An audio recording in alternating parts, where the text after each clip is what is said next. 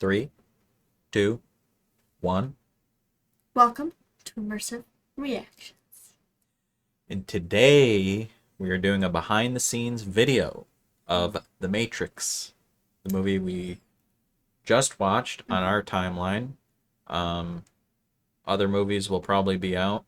Maybe this will be out Wednesday, actually. So it'll be the next video that comes out after The Matrix. Behind the scenes of The Matrix. Yeah. Let's get right into it. Let's do it. We'll probably have more to say after.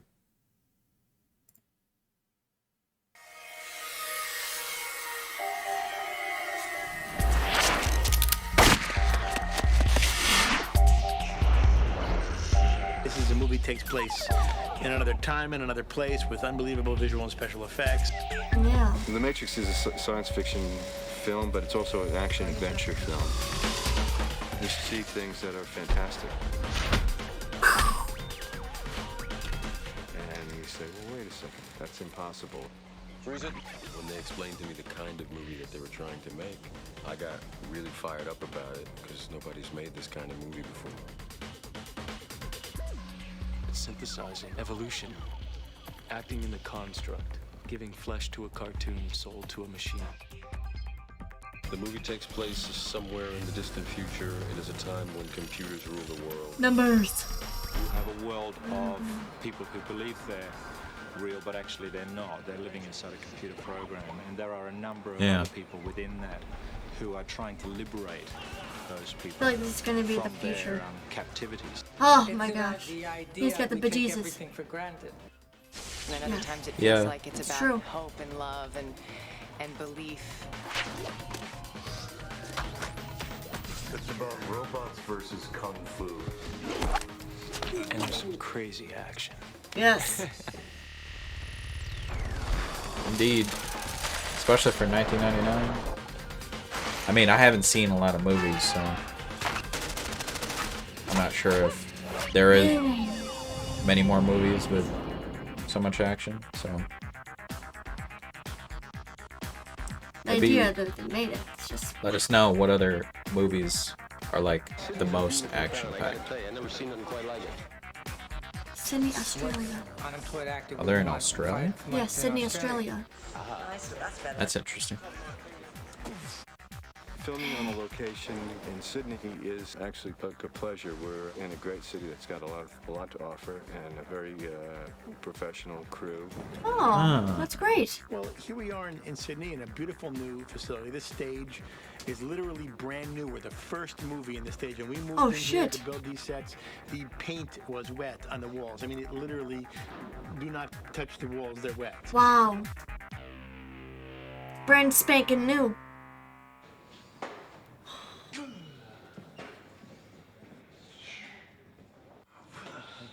Powder all backlit.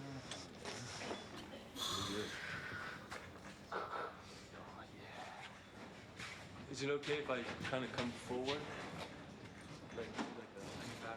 It's always a difficult thing to ask anybody where do you get your ideas from. Nobody knows. They just sort of happen. Friend of ours, Yeah, it's a lot of improvisation by directors. Oh, a concept for a comic book? We like Japanimation. What the heck is Japanimation? You know, John Woo movies and books that are, you know, science fiction that is about the sort of nature of reality. You've been living in a dream world, Neo. This is the world as it exists today. What's interesting about the whole idea of cyberpunk is that it's a great way to create a sense of alienation and disconnection. And so this is like a cyberpunk genre? That's what they say, but quasi-conscious states. Or you want me up like this? That's the one. That's the look. I first met Larry and Andy when I read Assassin, and it really was an incredible script. It was a very dark, edgy piece of material, and I really was impressed with that style. And they showed me this animated Japanese cartoon, and they said, we want to do that for real. Oh my god. And you know, in that was that scene's crazy. Yes. I mean, to actually see that all the like animation exploding come to life, and believe me, marble. Essentially, it has.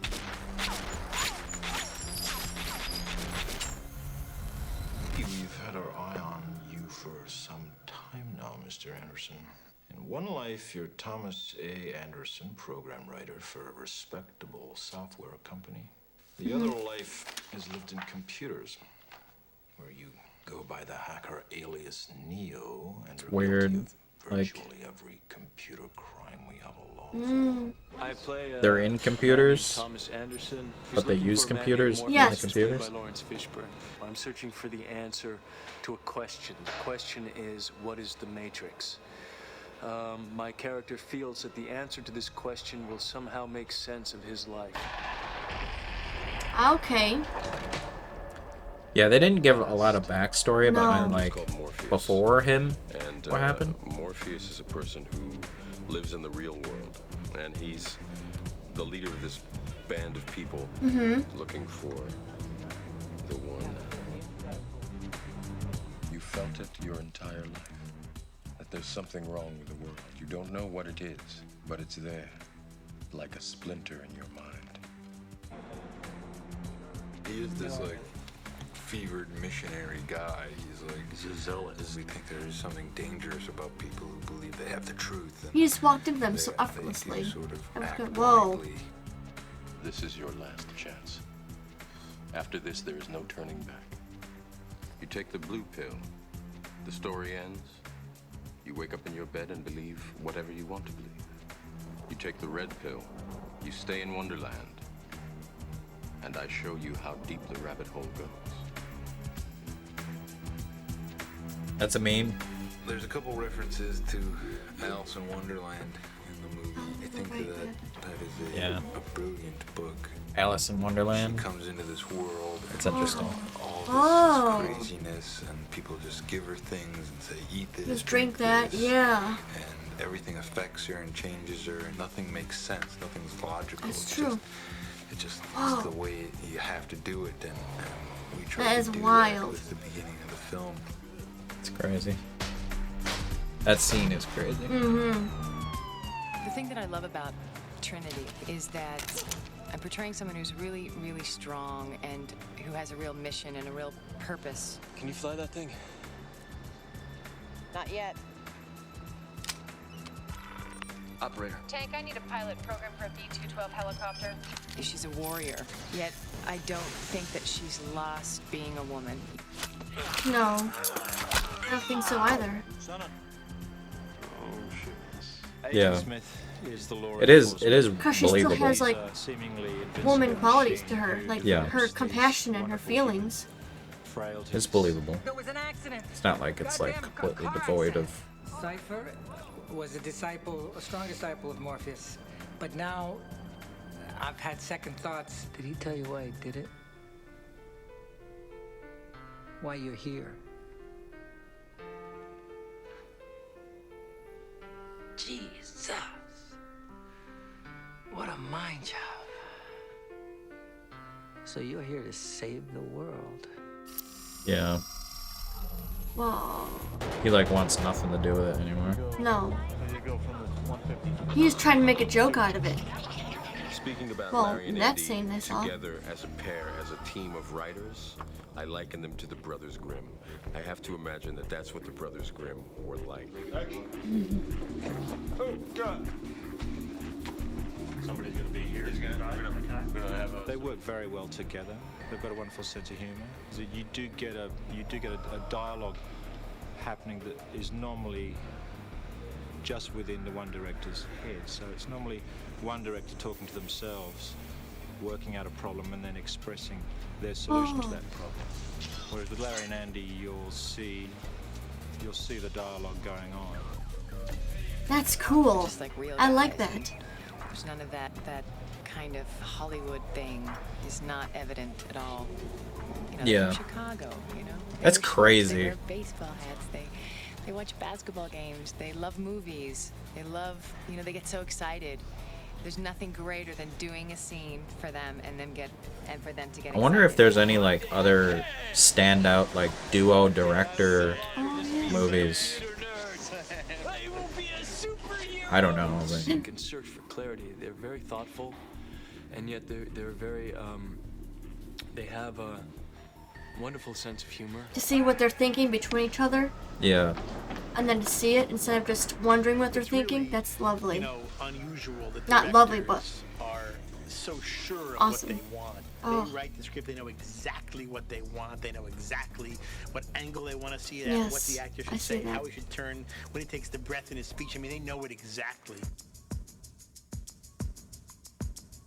And they illustrate it so nicely. Yeah, they said they wanted it to be a comic book.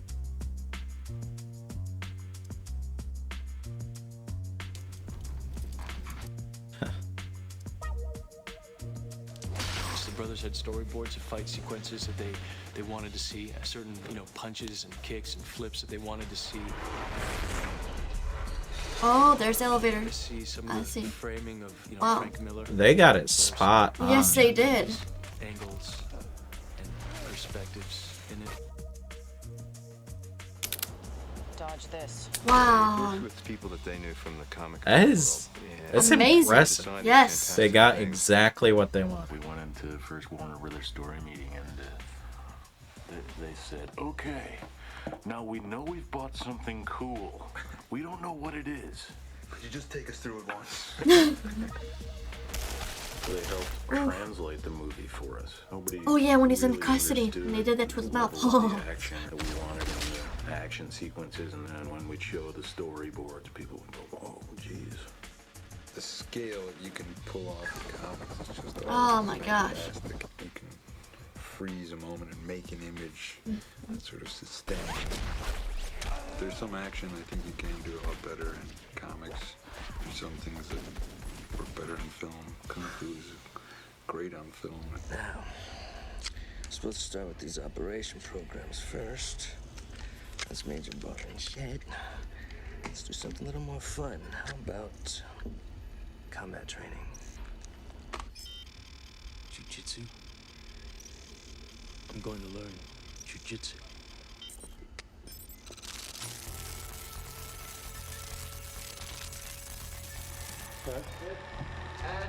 Here we go. Holy smokes. Keanu Reeves has like all of these years of training Yes, yes he does. for action movies. It's crazy. I wonder if he's in any like non-action movies. I don't know. Never seen many movies. We wanted to do the action differently, and one of the things that we love about Hong Kong action is the way that they shoot fight scenes with long takes and wider angles. But they also do this wire work, which is, it's very fluid, and people, you know, fly around and jump incredibly.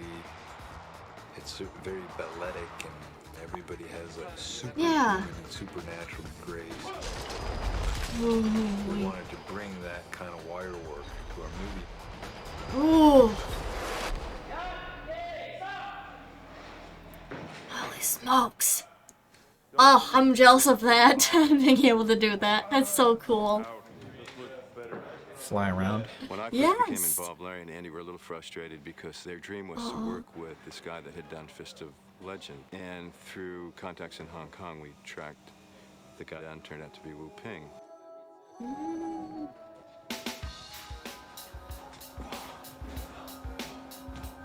Wu Ping rocks. He's one of the best. We love his movies. We've been watching them for years. I think it's a good for Lawrence.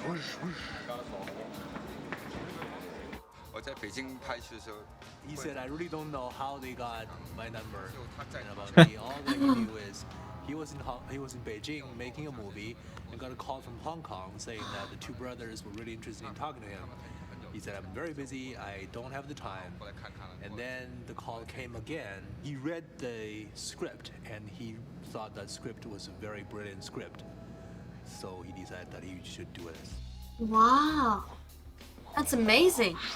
One of the incredible experiences on this movie, and unlike any other movie I've done, is that our 4 leads spent 3 or 4 months training with Wu Ping and his Hong Kong stunt team. Holy smokes. These aren't athletes, they're actors. You know, when you want someone to paint your house, you hire a painter, not an actor who makes believe he's a painter. They really had to learn a fighting style that they never had learned before. He has a neck brace on. It is a tremendous hardship, but it is evident on the film when you see it that that's Lawrence and that's Carrie Ann and that is Keanu in those scenes doing that stuff, and it's astounding. Yeah. We started training in October of '97. Probably good for you Trained too. all the way through till March. Just a lot of exercise. That was on like an everyday Plus you're basis. getting paid to do it.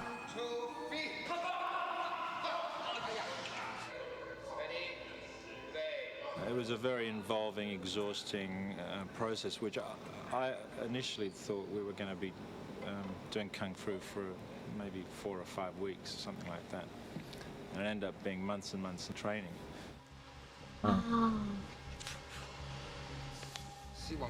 The interesting thing is in the challenge. And the challenge is how we can make these people look as though they know they are born with the skills. We all sort of have our own person that is sort of our teacher. And my teacher's name is Ma Dai. He really held my hand in the beginning and was very hard on me at the same time. Wow. Chu is Keanu's main guy, and Chu doesn't speak any English. Then we have Dion, who oversees all of us, and he speaks better English than the rest of the guys. And he sort of our go-between Wo Ping and us.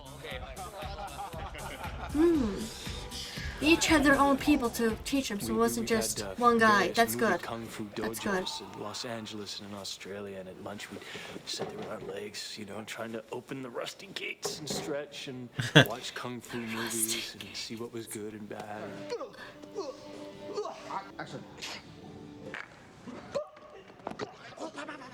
I really didn't know if I would be able to do what they were asking me to do. I was going every day and getting on the wires and being lifted up just to get the feeling of being lifted up on the wire, and then, you know, practicing sort of getting up the wall and then having the wall padded and then going along the padded wall and then them taking the pads off and me being terrified. Like, yeah. I couldn't do the wire that day, the day they took the pads off the wall, because I was so afraid. He's very inventive. It's pretty good. Organic the way he works, and her determination is what prevailed. Good kung fu. Initially, I think Wu Ping and the wire team, they took us on and thought we were useless, which we were, hopeless at kung fu. But they slowly realized after a couple of weeks that maybe we were going to be able to get to a level where we'd be halfway decent. Good. There you go. There she goes. She freaking did it. Yep. I'm sure they're all very proud of them. Not easy. No. It was really intense, but it was a lot of fun. And again, it's, you know, it's the kind of thing that you very rarely get an opportunity to do something like this. I mean, I feel incredibly blessed to have worked with Wu Ping and his team. Okay, so what do you need? Guns. Lots of guns. They're not going to be able to use all those guns. No. Maybe in the next movies.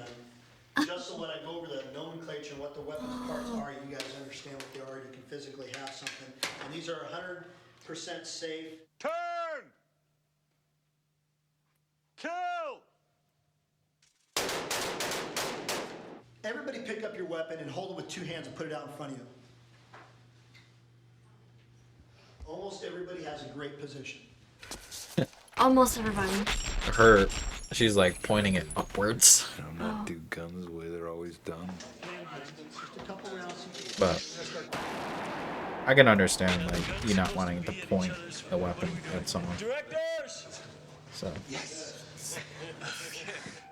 I tried to make it kind of funny. Would you please remove any metallic items you're carrying? Keys, loose change? He's like, sure. We gotta go through all these. Oh my gosh. The sets on the picture all originated from the visual design of the film that Larry and Andy achieved in storyboarding the film. They were executed by and built and designed by Owen Patterson, who's our production designer. Huge The production. film is sort of full of many details. Yes, many, yes. It's trying to create an environment which is really just an illusion. This is my ship, the Nebuchadnezzar. This is the main deck. And we're trying to use like contemporary technology in a sort of slightly retro fashion, and something that looks a little bit different to your archetype sort of spaceship. We've sort of fallen back a great deal onto, and utilised, as Larry and Andy wanted us to do, a lot of Jeff Darrow's drawings, which were the original conceptual thing. But we're trying to sort of promote that idea of a reality that isn't real. You'll look at it and go, oh, it's a real place, but there are these illusions sort of within it.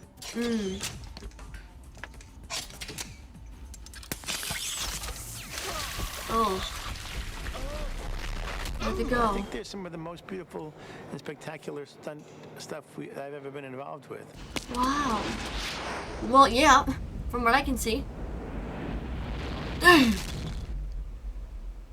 Whoa. Yes. There's style and visual effects in these action sequences that has not ever been seen before. Yeah, I can imagine that. Even today, it holds up. I mean, Enter the Gata. The Gata Force. I haven't seen a lot of movies. Someone recording a TV. Face the subject at hand. In this particular rig, there are 120 cameras and 2 motion picture cameras set up. Bullet time is something that was conceived for the Matrix specifically, but I think it's a byproduct of the directors observing technology, and then they ask the right question at the right time. Whoa! It's a lot of cameras. Over your head. I could shoot the same exact stunt several times over. I can also do things like I can go forwards in time, but then I could also choose to stop the camera abruptly, start moving backwards against itself while the action continues to move forward. I can create a 3-dimensional construction of the object. What? Everything begins with a simulation, and all the math for how to shoot it works backwards from there. Yeah, they needed a lot of computers to do this stuff back then. These guys have a lot of specific notions about the worlds that they're creating. Yeah. Well, they're pretty over the top in terms of what they want. You're allowed to do things, break the rules that you wouldn't normally do. We're changing speeds left, right, and center. We're going to slow motion to high speed, jump cutting, crossing the line. Everything's going in there.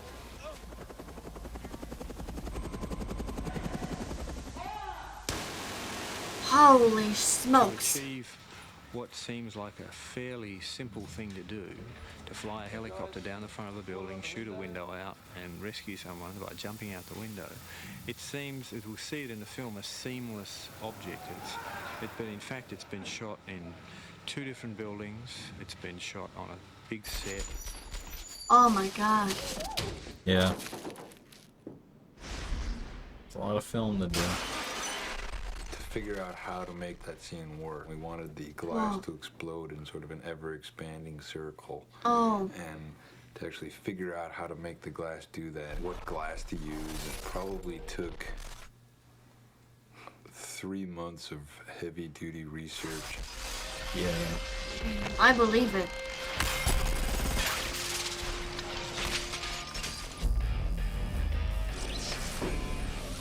Those things. Oh my god. It's just... The work behind it is just something I've never even heard about. It's such a rare experience for a group of actors in film, maybe in theater, but in film to have been working together. We'll almost have been working together for a year by the end of this. So it's great kind of melding of heart and soul and spirit. Yes. And action. A lot of heart and soul, a lot of spirit to keep going. Has been an enormous eye-opener for me. It's kind of chased away a few demons for me, and it's educated me a little bit more. That's wonderful. Just working on a film with this sort of budget and on this sort of scale has been a great experience. And I really think that this is the first film of the next century, the next of the millennia, the year Y2K. Well, I can see it. Yeah. 100%. It is monumental. I think it is. It's groundbreaking. I think it's something people have never seen before, and it's going to take people's breath away. And I think that there are going to be a lot of films that are going to kind of be disciples of this movie. And I think Andy and Larry are going to start a new visual style that will be very well known and well remembered.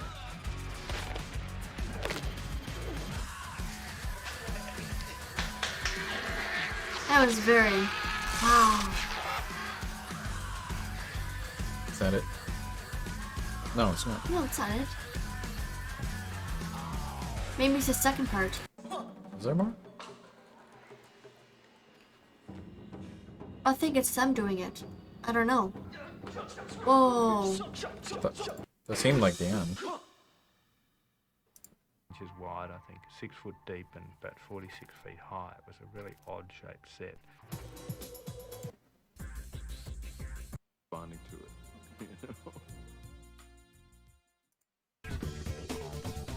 it. I mean, I feel like that's a good place to. Yeah. There's only like 15 more minutes, and it's mostly like B-roll stuff. I'm surprised that they actually got him. I forgot his name, and I apologize. The guy who read the script and said, yes, we have to do this. He brought his team. Oh. That's an honor. Mm-hmm. To have someone come there and teach you it, spend months and months individually with these people. Yeah. That's pretty incredible. Like, that's an experience that you'll never be able to get one-on-one. Yeah. And then overcoming those obstacles of pushing your body into ways. Yes, there was computers, and yes, there was wires, but getting out of the mental block that you have of, no, I can't do that. No, I'm not good at this. No, I don't think I can flip myself in the air. But they did it. Yeah. And they were open to willing to learn. I think that's awesome. It's the story section of it, like, I would like to see a little more of like how they got the idea to do this, because I think they did say it's like a story they made up themselves. What led them to making it up? Yeah. What was the Or like their spark? inspiration Yeah. behind it. And creating a world that's not computer programmed by us, that is hope. That's a whole nother level. Yeah. Like, there has to be some sort of inspiration. Mm-hmm. I could look it up.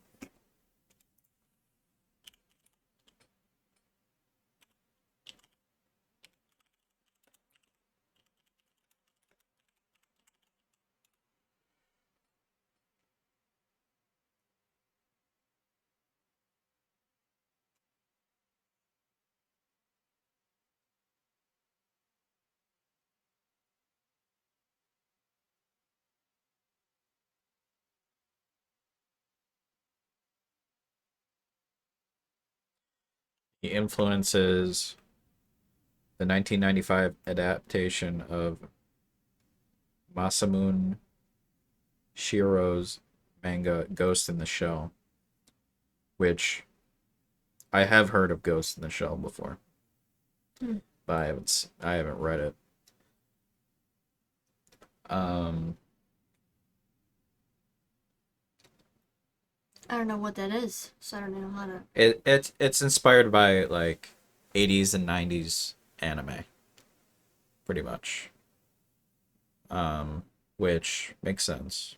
I'm more looking for like the concept of, maybe someone can tell us this.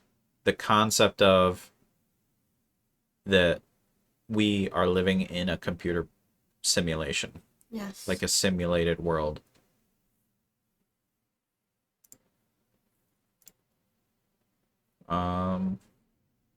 Besides that,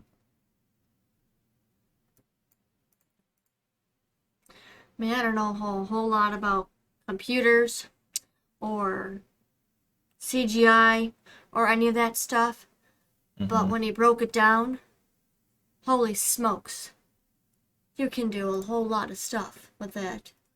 Map it out, plan it out, execute it, and then figure, whoo! Yeah. Damn. Yeah. I like going over this. If anyone has any more The Matrix behind the scenes, let us know. Let us know. And we can eventually get to that. Yeah.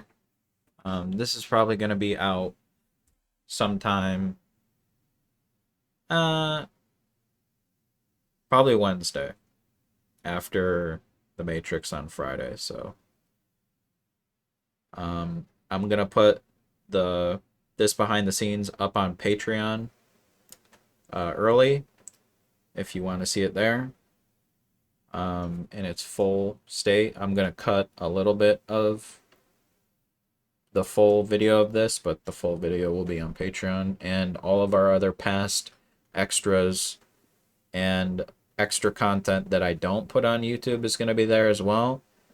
People get first looks. That's first looks, and you help us out into the future. And everything besides this, thank you for watching Immersive Reactions. Until next time.